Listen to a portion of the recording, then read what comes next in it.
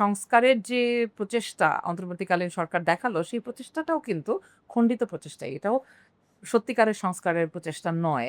রাজনৈতিক টানাপোড়েনের মধ্যেই আটকে আছে।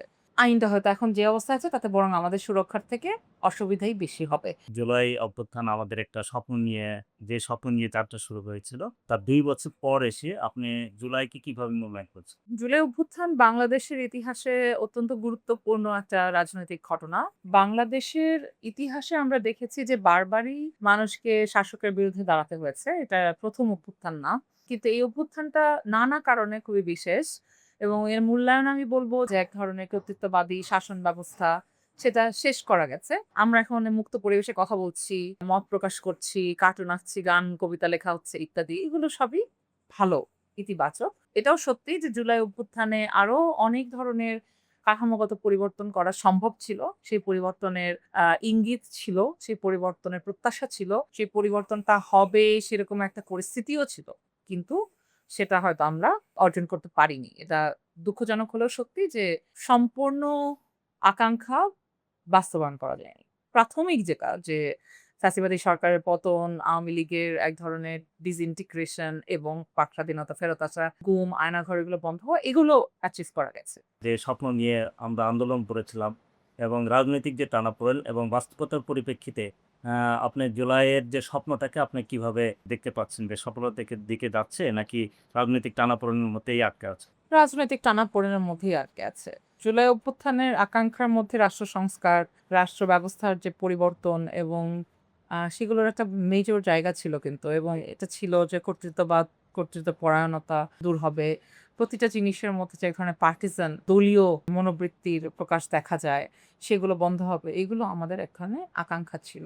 আর পুরো পরিস্থিতিটা বদলাবে, শ্রমিক কৃষকের জন্য হা মানে বেটার বাংলাদেশ পাওয়া যাবে। এগুলো আমাদের আকাঙ্ক্ষার মধ্যে ছিল। কিন্তু আমি মনে করি না যে সেগুলো পাওয়া গেছে। আমার মনে হয় আসলে রাজনৈতিক দর কষাকষি। কে কি করে ক্ষমতায় যাবে, যারা রাজনৈতিক দলগুলো আছে, সেই কম্পিটিশন এর মধ্যে পড়ে জুলাইয়ের মূল আকাঙ্ক্ষাটা বাস্তবায়নের মানে রাস্তাতেও যায়নি। যে সরকার ক্ষমতায় এসেছে, সেই সরকার গণ অভ্যুত্থানকে কিভাবে এখন দেখছে এবং আপনাদের জায়গা থেকে মানে গণ অভ্যুত্থানের জায়গা থেকে সেই স্বপ্নটা কি আসলে কতটুকু যাবে বলে মনে হয়? আমি আসলে সরকারের আগে মানে এই সরকারের আগে আসলে অন্তর্বর্তী সরকার যে ঐকমত্যের নাম করে যে একটা আলোচনা সভা বেশ লম্বা সময় ধরে চালালেন, সেইটা একটা ফিউটাইল অ্যাটেম্প্ট বলে মনে হলো। কারণ আসলে বাংলাদেশের সংস্কৃতির সাথে বাংলাদেশের রাজনৈতিক সংস্কৃতির সাথে এর কোনো যোগাযোগ নাই। এমন একটা পরিস্থিতি তৈরি করা হলো যেখানে অনেকে অনেক কিছু তর্কের খাতিরে মেনে নিলেও আমরা পরে বুঝতে পারলাম যে এগুলো আসলে তারা অ্যাকসেপ্ট করেননি। এবং ওই সময় যে সংস্কার প্রস্তাবগুলো দেয়া হয়েছিল প্রায় ১১ টি সংস্কার কমিশন হয়েছিল। তার মধ্যে মাত্র ৫ টি এই আলোচনার মধ্যে ছিল। বাকিগুলোর কিন্তু আলোচনার মধ্যে আনাই হয়নি। এই যে আনাই হলো না, তার মানে কি এগুলা আসলে তাহলে এই সংস্কার কমিশনগুলো কেন গঠিত হলো? পাবলিকের টাকা দিয়েই তো এই সংস্কার কমিশনগুলো সংস্কার প্রস্তাব করল। তাহলে কি ওই জিনিসগুলো সংস্কারের প্রয়োজন নাই? তার মানে এ থেকে তো বোঝা যাচ্ছে যে আসলে সংস্কারের যে প্রচেষ্টা অন্তর্বর্তীকালীন সরকার দেখালো, সেই প্রচেষ্টাটাও কিন্তু খণ্ডিত প্রচেষ্টা। এটাও সত্যিকারের সংস্কারের প্রচেষ্টা নয়। জুলাই সনদ জুলাইয়ে না আসতে পারত, ডিসেম্বরে আসতে পারত। কিন্তু জুলাই সনদ তাৎক্ষণিকই হওয়ার কথা ছিল। এত সবকিছু করে তো আর জুলাই সনদ হওয়ার কথা ছিল। কারণ জুলাইয়ের যে আকাঙ্খা, সেই আকাঙ্খা তো জুলাই সনদে থাকার কথা। কিন্তু সেটা এত দলের দর কষাকষি, ক্ষমতায় যাওয়ার জন্য কোনটা বললে সুবিধা, কোনটা বললে অসুবিধা, এগুলোর মধ্যে থেকে জুলাই সনদটাও আসলে কোন কাজের কিছু হলো না। এখনকার সরকার যে এটাকে পাত্তা দিবে না এটাই তো স্বাভাবিক। মানে ওই সময় তাদেরকে চাপে চাপে ফেলে এই জিনিসটা করা হয়েছে। যদি সরকার যেগুলোতে আসলে সংস্কারের প্রয়োজন ছিল, যেমন ধরা যাক সাইবার সুরক্ষা আইন কিংবা আরো যে সমস্ত জায়গায় আমাদের সুরক্ষার প্রয়োজন ছিল, সেই সুরক্ষার ক্লজ গুলো উঠিয়ে দেওয়া হলো।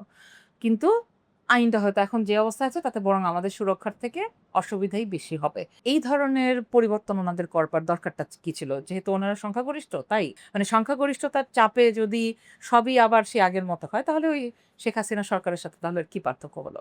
জনগণ কিন্তু মানে ১৫ বছর আগে আর নামবে না ব্যাপারটা এমন না। জনগণের যখন এক ধরনের অভ্যুত্থান করার পরপরই এক ধরনের কিন্তু রাজনৈতিক সচেতনতার একটা বাতাবরণ থাকে। সেই সচেতনতাটা কিন্তু এখনো একদম নাই হয়ে যায়নি। আওয়ামী লীগ আমলে যেরকম ধরা যাক আম শাহবাগ আন্দোলনের পরে, শাপলার ঘটনার পরে এক ধরনের ডিপ ডাইভ হয়েছিল। মানুষ ভেতরের দিকে ঢুকে গিয়েছিল, বাইরে কিছু বলত না। সেই পরিস্থিতি কিন্তু এখন না। সুতরাং মানুষ যে বলবে না, মানুষ যে এর বিরুদ্ধে দাঁড়াবে না, এই আশা করে কিন্তু লাভ নাই।